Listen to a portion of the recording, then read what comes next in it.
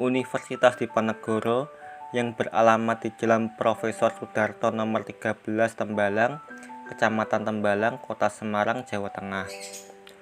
Universitas Diponegoro resmi dibuka pada tanggal 9 Januari tahun 1957 dengan Presiden Universitas yang pertama yaitu Mr. Imam Barjo. Hingga sampai saat ini, Universitas Diponegoro sudah memiliki 11 jumlah fakultas, 1 sekolah vokasi, dan sekolah pascasarjana yang berlokasi di Jalan Peleburan, Semarang. Universitas Diponegoro menjadi salah satu universitas yang mewajibkan mahasiswanya untuk mengikuti program kuliah kerja nyata. Program ini menjadi salah satu perwujudan dari Tridharma Perguruan Tinggi, yaitu pendidikan, penelitian, dan pengabdian masyarakat. Setelah mengikuti kuliah kerja nyata, diharapkan mahasiswa dapat menerapkan Tridharma tersebut dan menjadi manusia yang berpendidikan, dapat melaksanakan penelitian yang bermanfaat, serta dapat mengabdi ke masyarakat. Namun, pada pelaksanaan kuliah kerja nyata pada tahun ini sangatlah berbeda dibandingkan pada tahun-tahun sebelumnya yang dilaksanakan secara langsung terjun ke masyarakat. Penempatannya sudah ditentukan oleh pihak universitas dan programnya dilaksanakan secara berkelompok. Namun, pada tahun ini, kuliah kerja nyata dilaksanakan secara daring atau online, programnya dilaksanakan secara individu, dan penempatannya berada di rumah masing-masing atau berdomisili masing-masing. Hal ini terjadi karena adanya wabah pandemi COVID-19. Assalamualaikum warahmatullahi wabarakatuh. Perkenalkan, nama saya Andika Rakasiwi Hetu Hakiki dari KKN Undip Tim 2 periode 2021. Saya berasal dari Prodi Fakultas Hukum Universitas Diponegoro. Untuk KKN ini saya melaksanakannya di domisili saya, yaitu di Kelurahan Sondol Kulon, Kecamatan Banyumanik, Kota Semarang, Jawa Tengah. Untuk melihat aktivitas saya selama melaksanakan KKN, silahkan menyimak video berikut ini. Terima kasih. KKN yang saya laksanakan berada di Kelurahan Sondol Kulon, Kecamatan Banyumanik, Kota Semarang, Jawa Tengah. Kelurahan Sondol Kulon memiliki luas wilayah sekitar 2,88 km persegi dengan ketinggian wilayah sekitar 250 meter di atas permukaan laut.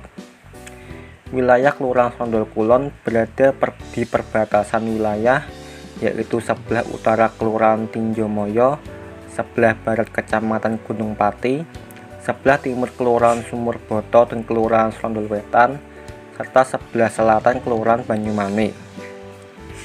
Di wilayah Kelurahan Sondol Kulon tercatat sebanyak 4.764 KK dengan jumlah penduduk sebanyak 14.419 yang terbagi menjadi 7.269 penduduk laki-laki dan sebanyak 7.150 penduduk wanita.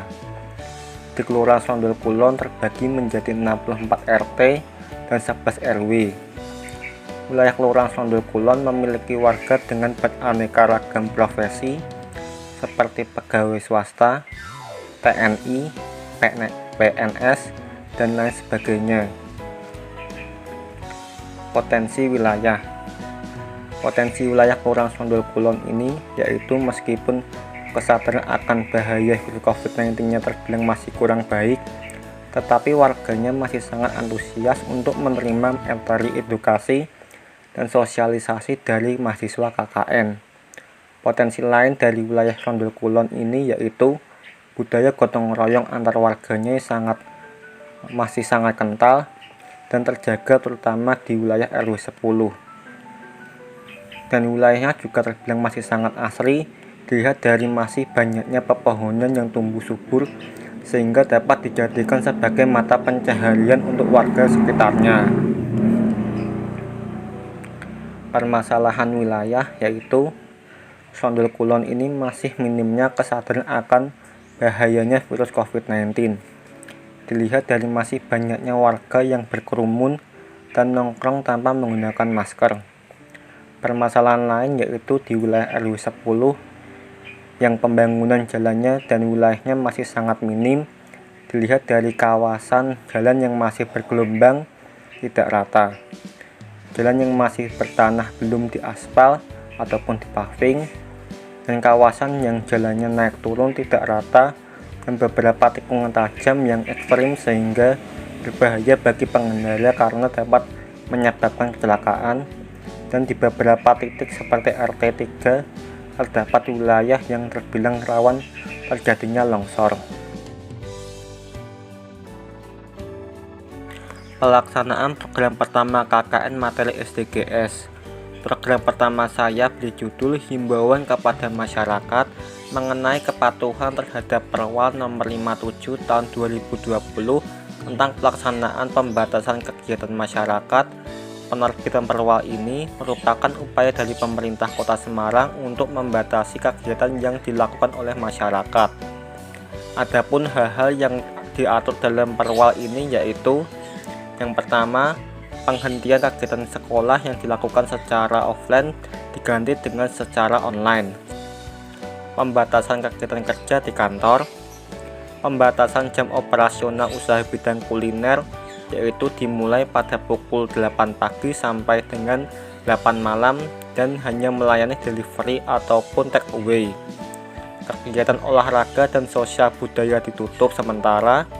Pembatasan tamu pada acara pernikahan yaitu 30 orang dan tidak diperbolehkan makan di tempat. Pembatasan jumlah penumpang pada transportasi umum. Bagi transportasi umum hanya boleh mengangkut sekitar 50% dari kapasitas angkutan. Sanksi bagi yang melanggar yaitu yang pertama, teguran lisan, yang kedua, perintah berupa pemakaian masker, yang ketiga, penyitaan KTP, yang keempat, kerja sosial menyapu dan membersihkan ruas jalan selama 15 hari, dan yang terakhir, perintah untuk tidak melanjutkan perjalanan ataupun aktivitas. Pelaksanaan program kedua KKN materi COVID-19. Program kerja kedua ini saya beri judul penyuluhan mengenai pentingnya mematuhi prokes demi pencegahan penyebaran COVID-19. Protokol kesehatan merupakan sebuah upaya dari pihak Kementerian Kesehatan dan Kedokteran untuk menanggulangi penyebaran virus corona kepada masyarakat. Dalam upaya untuk mencegah penyebaran virus corona, masyarakat dihimbau untuk dapat menerapkan protokol kesehatan 5M, yaitu yang pertama memakai masker double yaitu masker kain dan masker medis. Yang kedua dengan cara mencuci tangan secara baik dan benar, dimulai dari mencuci tangan menggunakan sabun atau menggunakan hand sanitizer jika tidak ada air. Mencuci tangan dimulai melalui ruas jari, ruas kuku, sela jari, lalu punggung tangan, kemudian dibilas dengan air bersih. Kemudian menjaga jarak minimal 1 meter per orang untuk menghindari penyebaran virus corona. Menjauhi kerumunan yaitu dengan menjauhi tempat seperti mal, bioskop, dan tempat wisata. Mengurangi mobilitas yaitu mengurangi kegiatan di luar rumah. Dengan cara mematuhi protokol kesehatan, kita dapat mengurangi ataupun memutus rantai penyebaran virus corona pada diri sendiri, keluarga, maupun kepada masyarakat. Dalam pemaparan materi ini, saya juga memberikan video tutorial bagaimana cara menerapkan protokol kesehatan yang baik dan benar sesuai dengan himbauan dari Kementerian Kesehatan.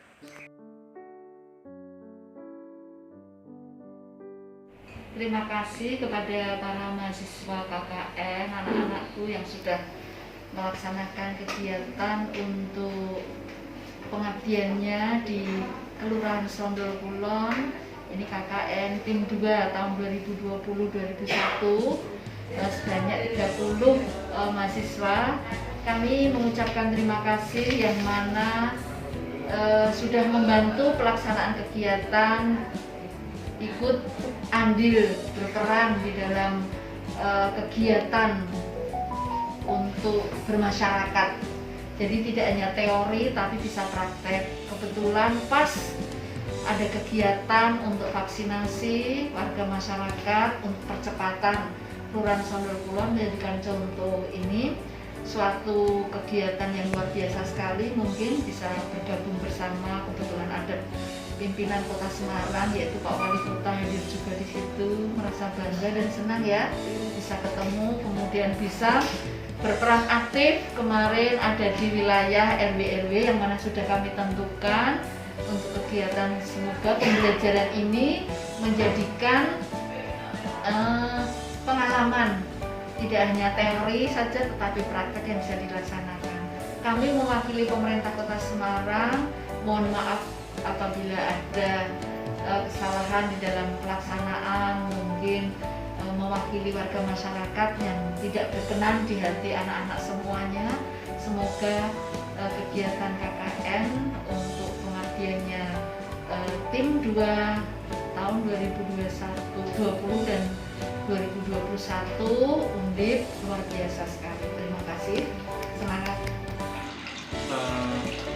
Pesan-pesan dari Bapak selama kami berempat melaksanakan KKN di wilayah RT 1 itu seperti apa nih, Pak? Jadi begini, selama jenengan melaksanakan tugas dari kampus, mengabdi ke masyarakat, sampai saat ini untuk jenengan karena kondisi COVID sehingga program studi yang jenengan laksanakan sedikit ada kekurangan karena terbenturnya dengan adanya COVID. Namun kami selaku Ketua RT 01 RW 10 ya memberikan apresiasi kepada jenengan-jenengan lah bisa memaksimalkan apa yang menjadi kehendak atau keinginan jenengan, sehingga masyarakat di sini sedikit menambah wawasan untuk program-program pada masyarakat, yang mana program dari jenengan itu tadi bisa diterapkan oleh masyarakat secara bersama. Itu. Betul, Pak.